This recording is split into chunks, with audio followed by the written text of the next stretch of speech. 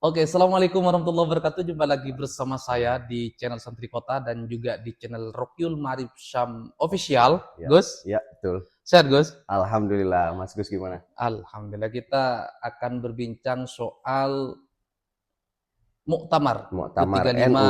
Nahdlatul Ulama Iya, yang menarik, menarik. rencananya akan dilaksanakan di Tambak Beras. Tambak Beras. Ponpes Bahrul Ulum ya. Ya, markasnya Ki Wahab Hasbullah. Betul, betul. Alhamdulillah. Kalau menurut jenengan sendiri, Hmm, kenapa sih kok harus Tambak Beras?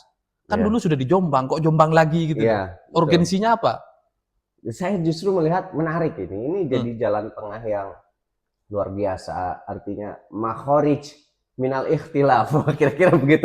Al-khuruju minal Ya, ikhtilaf mustahabun. betul. Berarti sunnah ini ya. Betul, solusi daripada Oke. perpecahan selama ini yang minta misalnya sebelumnya ada Lirboyo, di Lirboyo di Jakarta di Jakarta. mana gitu kan, dan kembali ke Jombang itu jadi pilihan luar biasa ketika Hmm. NU misalnya punya benturan soal apakah NU di garis politik atau NU tetap diormaskan, balik ke hitoh, artinya balik ke titik awal. Nah, Jombang diantaranya adalah titik awal itu, titik awal gerakan, dan kita melihat kan tidak ada yang protes lah istilahnya, tidak ada yang keberatan ketika Jombang dipilih, apalagi Ponpes Tambak Beras. Bahrul Ulum dijadikan tempat muktamar. Oke, ada sedikit perbedaan Gus antara Muktamar 2015 di Jombang dengan juga, sekarang di Jombang betul, juga. ya. Tapi kalau dulu ini tuan rumahnya Kabupaten Jombang, Gus. Kabupaten Jombang, ya. Tapi Di kalau lapangan sekarang, dulu itu. ya kalau sekarang ini lebih spesifik Pondok Pesantren Pondok Tambak Pesantren Beras. Tambak Beras. Dan konon, entah Hmm, ini benar atau salah, ya. saya dengar-dengar dari teman-teman itu, lokasinya akan terfokus di Tambak Beras, Di Tambak tidak Beras melibatkan saja. pesantren-pesantren besar yang lain. Yang lain. Ini ada apa ini, Gus? Saya nggak tahu ya. Apa ini juga yang menarik? Padahal waktu 2015 Dulu, ya. pengalaman itu menurut saya sukses sekali loh. Mas Gus datang nggak ke sana? Datang dong. Nah, itu kan luar biasa kan. Iya.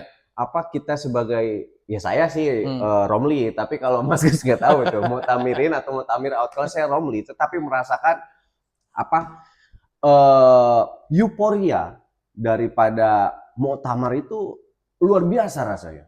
Bertemu kiai-kiai besar, kiai-kiai yang terkenal di NU, kita salaman, kita berjumpa dengan sahabat-sahabat Nahdliyin seluruh Indonesia di satu titik, dan bahkan selain di titik itu tempat pembukaan dan arena utama di lapangan kan, lapangan Kabupaten Jombang. Ya, alun-alun. Alun-alun, dan selain itu juga di 3 pesantren kalau nggak salah ya. Ya, Tebu Ireng, Denanyar, dan Tambak Beras.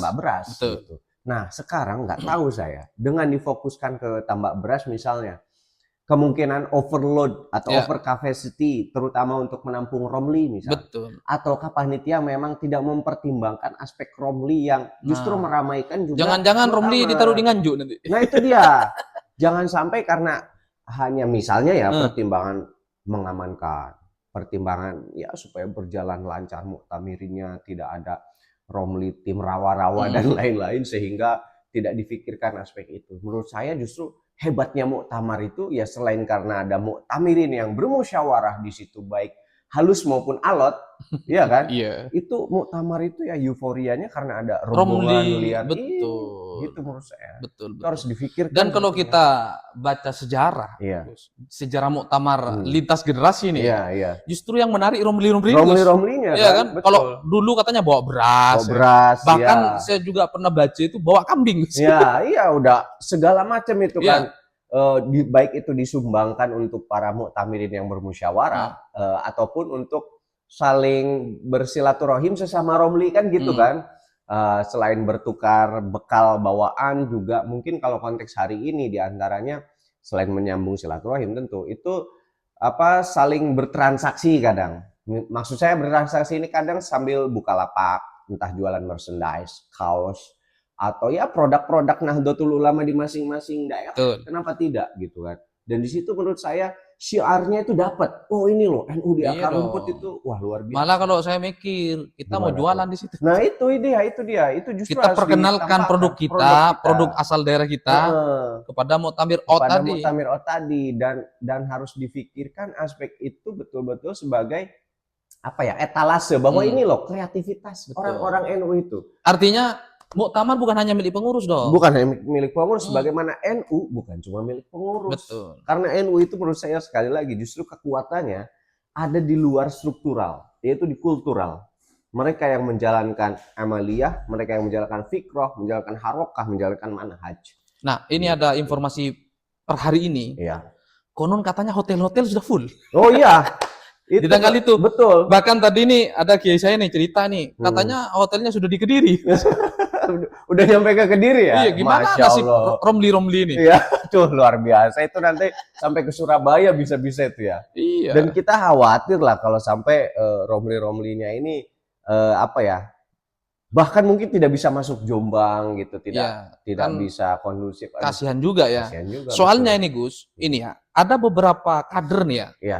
Katanya nunggu gajian turun dulu baru bisa berangkat ke muktamar. Gimana? Muktamar kan tanggal 27. Ya, kalau nggak salah akhir Agustus ya. 27 Agustus sampai 31. Sampai 31. Artinya gajiannya apa? tanggal berapa?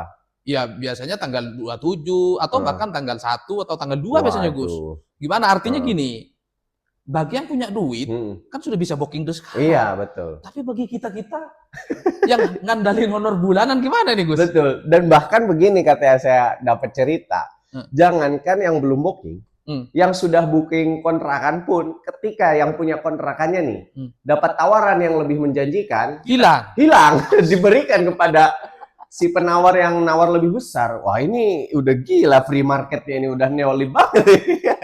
Menurut saya harus mengedepankan asas-asas kekeluargaan. Ya, betul. Jangan artinya membuka ruang seluas-luasnya buat siapapun. Buat siapapun. Disinilah justru kearifan Nahdlatul Ulama harus dikedepankan dalam arti rangkul semuanya, jangan ada persaingan kapital di situ. Bagi kader itu Gus, sebenarnya tidak terlalu mempersoalkan siapa nanti yang jadi. Iya, betul. Bagi seorang kader sejati itu, yang penting ikut nimbrung di situ ya kan, melihat bagaimana suasana, ketemu dengan kiai-kiai, teman pondok lama, reunian gitu di situ. Iya, entah yang jadi pengurus atau sekedar apa ya, simpatisan. Iya, karena muktamar juga ajang reuni pondok juga, Gus. Iya, betul sekali, setuju saya. Reuni pondok, reuni pergerakan, Mas Gus dulu di PMI, kita di PMI itu ketemu lagi di sana. Kita sudah janjian nih. Itu dia. Sementara ketika aksesnya terbatas bagi yang punya uang saja, punya modal saja, dan itu pun tidak sedikit, besar, ya apa jadinya? NU tidak lagi mengakar nantinya. Betul. NU sudah bukan milik Nahdliyin lagi. Makanya kita berharap nih melalui podcast ini juga ke broker-broker nih, kita sampaikan. Jangan mengkapitalisasi pemain kos-kosan nih. Betul. Ini kos-kosan bisa penuh semua besok nih. Kos-kosan, kontrakan, hotel, pemain akomodasi ini, Anda jangan greedy, jangan tamak, jangan serakah. Nah, ini kalau lihat dari sisi geografis nih ya, akses masuk ke tambak beras itu kan tidak banyak. Ya, mohon maaf ya. Memang dari pintu tol dekat, tapi jalannya tidak terlalu lebar lah ya kan. Nah, informasi dari beberapa teman di sana itu nanti katanya yang bawa mobil nggak bisa masuk. Nah, hanya bagi peserta resmi yang dapat undangan akan dijemput menggunakan mobil panitia. Waduh. Kemudian bagi halayak hanya bisa masuk menggunakan motor. Nah, lucunya lagi apa, Gus? Sewa motor sekarang sudah banyak di situ, Gus. Buset. Kemarin teman saya nih broker nih, kita bocorin ya. Katanya sewa motor per hari sudah 100.000. Biasanya standarnya paling 25.000, 50 ya. Artinya gini, mulai hari ini para pemain sudah mulai berinteraksi nih. Betul. Nah, maksud saya begini ya, buat teman-teman yang bolehlah mengambil keuntungan ya, karena itu bagian dari manfaat adanya muktamar, tetapi jangan keterlaluan gitu loh. Karena tidak semua yang hadir di muktamar orang berduit. Jujur aja Gus, yang berangkatnya ngutang buat beli tiket juga banyak. Iya, betul. Karena ini juga kan kita berharap muktamar itu diikuti secara formal oleh peserta juga kalau bisa. Dan itu harus bisa sebetulnya. Jangan ada money politik, jangan ada istilahnya karena dibekali sekian dari proyekan siapa misalnya. Meskipun itu tidak terhindarkan ya. Tetapi kalau yang bergerak dan yang menggerakkan adalah uang, bukan lagi sentralitas figur kiai yang isinya itu adalah keilmuan, keikhlasan di dalam membimbing umat, membimbing Nahdliyin. Wah ya repot. NU nanti akan jadi ya lama-lama akar rumput nggak percaya. Akar rumput nggak percaya. Ketika Betul. elit ini selalu mempertontonkan hedonisme, ya kan, pragmatisme dan lain-lain lah ya. Iya, betul. Karena hari ini masyarakat tidak bodoh-bodoh amat juga. Iya, Masyarakat juga bisa menilai bagaimana kinerja para pengurus, ya toh, bagaimana kejadian konflik yang akhir-akhir ini terjadi di Nahdlatul Ulama. Menurut saya muktamar hari ini harus dijadikan ajang islah. Betul. Jangan justru adanya muktamar semakin panas. Iya. Nah, ajang islah ini yang dimaksud adalah yang pertama, sudah tidak ada lagi faksi-faksi di NU. Iya. Semua adalah warga NU, semua adalah pengurus NU. Dan menurut saya gini, Gus, siapapun nanti yang jadi harus mampu mengakomodir semuanya. Jangan lagi terkotak-kotak grup ini, grup itu. Iya, jelas. Dan itu akan menjadi tontonan yang tidak sehat di mata Nabi nanti ke depan. Betul. Dan jangan sampai meninggalkan akarnya. Betul. NU ini hanya karena punya titel struktural, lupa bahwa ada akar rumput yang memang harus terus ditumbuhkan di sini. Mohon maaf, Gus, mohon maaf ya. Kita fair-fairan aja di sini ya. Iya. Di ranting itu pengurus sumbangan tiap bulan, Gus. Nah, ya itu kan. Sementara mohon maaf ya, ada beberapa oknum yang justru NU-nya dijual demi kepentingan pribadi. Dan saya yakin ya orang-orang model seperti ini nanti secara alami akan terlempar deh. Terlempar bahkan kualat itu. Ya, yakin itu. Karena di kampung-kampung coba bayangin nih. Di kampung-kampung itu selain sumbangan, Gus, kegiatan rutin ya. Mereka untuk berangkat ke muktamar aja istihara dulu, Gus. Oh iya. Istikharah lah, ada yang jual kambing, jual sapi segala macam. Istikharah dulu kapan harus berangkat, kan begitu kan. Dan coba bayangin, dia harus izin dari kantornya, dia harus izin dari jadwal ngajarnya, santrinya diliburkan. Santrinya, kadang istrinya, anaknya juga ditinggal. Artinya apa? Ada banyak bagian di NU yang selama ini mungkin kurang diperhatikan. Iya, betul. Dan itu sangat menentukan terhadap eksistensi NU itu sendiri. Iya. Artinya gini, kalau NU itu, kalau kekuatan NU itu hanya bergantung ke pengurus, mungkin dari dulu udah bubar NU. Iya. Ya kan? Iya. Ada banyak kiai-kiai di kampung, ya kan? Mau ditarik ke MWC aja nggak mau, Gus. Maunya jadi pengurus anti gitu.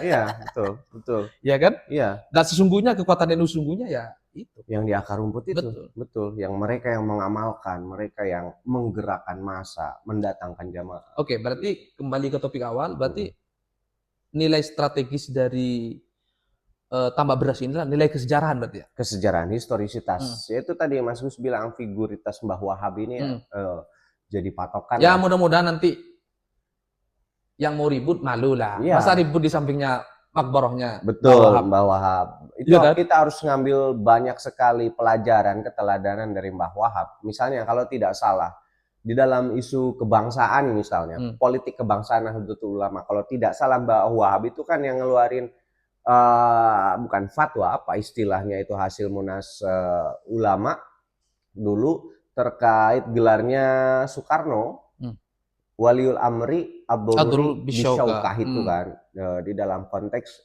Soekarno pengen bikin demokrasi terpimpin itu kan, mengatasi gejolak ancaman perpecahan, ada NII segala macam, membuat itu. Nah, betapa bijaksana dan cerdasnya cara Mbah Wahab keluar dari jebakan politik, konflik-konflik politik yang sangat keotik itu, sangat mengancam. Tetapi Mbah Wahab membuat pendekatan-pendekatan fikih di situ yang solutif. Sehingga semua orang, kelompok muslim sekalipun itu menerima solusi itu. Nah, harapan kita dengan mengambil figuritas Mbah Wahab ini, setelah NU pecah, ada kubu keramat, ada kubu sultan, para kiai mengambil keteladanan ini menggunakan kacamata fikih, usul fikih yang sama seperti Mbah Wahab untuk mengeluarkan jalan keluar. Ini loh, supaya tidak terjadi lagi firqah-firqah as-sultaniyah dan al-karamatiyah ke depan. Kira-kira kan begitu, Mas. Ya intinya kita sebagai anak muda di NU berharap khususnya buat senior-senior betul. Yang namanya konflik di mana-mana pasti ada. Tetapi mari kita mengambil momentum Mbah Wahab ini untuk rekonsiliasi. Rekonsiliasi. Karena begini, Gus. Nanti apapun situasi dan kondisi di lapangan, menurut saya nih ya, Bahwa satu pasti menyaksikan. Yang kedua, Bahwa akan menjadi hakim nanti di sana, kan begitu ya. Betul. Nah, hati-hati. Hati-hati yang nggak beres nanti kena semprit, kira-kira begitu. Kepental sendiri. Kepental, iya. Betul sekali. Setuju. Artinya gini Gus ya, berarti dari sisi geografis tadi mungkin dari sisi peta, lokasi dan lainnya mungkin nanti akan dipikirkan oleh panitia gimana caranya agar tidak crowded ya. Tetapi kalau dilihat dari sisi historisnya sangat strategis Tambak Beras untuk menjadi tuan rumah tunggal hari ini. Iya, dan menjadi solusi. Nah, ada lagi nih Gus. Saya konsultasi dengan beberapa petinggi ormas sebelah. Kalau di ormas sebelah itu penentuan lokasi muktamar itu ditentukan di muktamar sebelumnya. Positifnya begini, misalnya muktamar yang akan datang akan ditaruh di Madura. Ketika dicek di Madura memang belum siap, tetapi kan ada waktu 5 tahun untuk berbenah. Mulai dari strukturnya, infrastrukturnya dan lain-lain lah. Nah, menurut saya ada nilai positifnya nggak kalau misalnya nanti diusulkan muktamar biar nggak lokasi muktamar biar nggak debat-debat lagi di Kombes di mana Gus? Ya itu bisa kita mencoba. Ada nilai pemerataan juga kan? Iya, ada persiapan yang matang itu kan kayak FIFA menentukan Piala Dunia berikutnya di mana gitu kan, entah sistemnya diundi saja. Jadi tugasnya PBNU nanti membimbing calon tuan rumah. Betul. Ininya yang kurang. Menurut saya no problem mau seperti itu sangat teknis sih.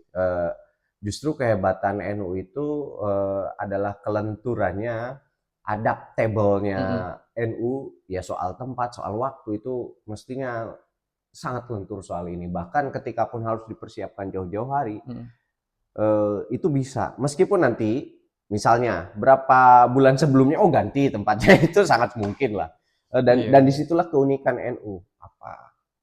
Karena sangat lentur, fleksibel. Ya, bisa diselesaikan di warkop. Iya, betul. Dan ini juga sih Mas Gus, saya melihat memang ada sebagian pemikiran yang mengedepankan atau menggunakan kacamata pemerataan daerah dan lain-lain. Itu bisa digunakan tetapi bukan di dalam perspektif kewilayahan yang sifatnya administratif. Tetapi lebih kepada kewilayahan yang sifatnya itu kesanadan. Maksudnya kesanadan itu apa? Yang membedakan NU dengan yang lainnya itu menurut saya itu kan sanad.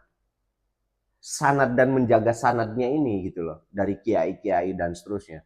Basisnya bukan soal kewilayahan justru. Tetapi ketersebaran si sanad ini. Sanad ini udah nyampe ke wilayah mana aja. Nah di situ diramein baru nanti NU merambah ke sana gitu loh. Mungkin secara administratif ya orang Nahdlatul Ulama dan lain. Tetapi menjaga kesanadan ini kan penting. Kesanadan inilah yang menurut saya merangkum daripada apa itu Amaliyah Nahdiyah, fikrah, harokah, manhaj Nahdiyah. Itu semuanya itu kan bersanad. Sebenarnya kita itu kalau kita lihat muktamar ya, baik Munas, Kombes, muktamar, ada banyak sekali pembahasan-pembahasan urgen yang dikerjakan di sana. Tetapi biasanya publik hanya tertuju pada siapa ketuanya, siapa kandidatnya, gitu kan? Ya kayak dengan di Kongres PMI lah Gus. Pasti. Ada banyak sekali pembahasan ADART, Tatib dan lain-lain, dan ini penting untuk dipelajari oleh kader-kader NU. Betul. Jadi di muktamar itu bukan hanya bicara soal pemilihan figurnya. Artinya datang ke muktamar itu juga penting. Walaupun misalnya datang ke sana saya netral, nggak mau pilih siapa. Cuma ngopi-ngopi aja romeli gitu kan. Tetapi di sana ada banyak sekali pembahasan yang penting untuk diketahui. Betul sekali. Misalnya saya lupa yang Munas ini tuh yang paling pokok itu bahasa apa yang istilah bikin geger. Kalau dulu Munas di Kempek Cirebon kalau nggak salah 2012 apa 2010 saya lupa. Itu kan yang bikin geger soal pajak tuh. Pajak nggak perlu dibayarkan ketika itu dikorupsi gitu kan. Itu kan geger itu. Konon SBY sampai nelpon ke Kiai Said Akil Siroj gitu kan, takut gitu kan. Ini kalau warga NU tolak bayar pajak, stres negara ini. Stres negara. 50% lebihnya orang NU dan kalau udah digituin kan seneng masyarakat. Betul. Saya punya legitimasi untuk ada fatwanya lagi kan. Ada fatwanya soalnya. Tidak ada dosa sama agama kan gitu. Ada dalil agamanya dan itu jadi gerakan yang serempak. semacam civil society. Bukan apa namanya istilah citizen lawsuit istilahnya ya di dalam hukum itu, citizen lawsuit ataupun bahkan civil disobedience ya. Jadi pembangkangan sipil. Betul. Karena ya negara dianggap korup dan lain sebagainya. Nah, menurut saya di concern inilah isu-isu ini penting juga apa namanya kita mengikuti apa yang didiskusikan di dalam muktamar nanti, baik itu yang komisi waqiah, konuniyah, dan satunya itu apa? Maudu'iyah ya atau apa? Saya lupa. Ada 3 gitu. Penting itu. Kayaknya sudah terlalu banyak pembahasan kita ya. Iya. Oke, sahabat sekalian, ikuti terus channel ini karena kita akan konsen berdiskusi soal isu-isu seputar Muktamar Nahdlatul Ulama yang ke-35. Dengan harapan kita semua berdoa kepada Allah Subhanahu wa taala agar muktamar berjalan dengan lancar tanpa rintangan dan menghasilkan kepemimpinan Nahdlatul Ulama ke depan yang terbaik. Amin. Betul. Terima kasih. Assalamualaikum warahmatullahi wabarakatuh. Sampai jumpa. Waalaikumsalam. Sampai jumpa.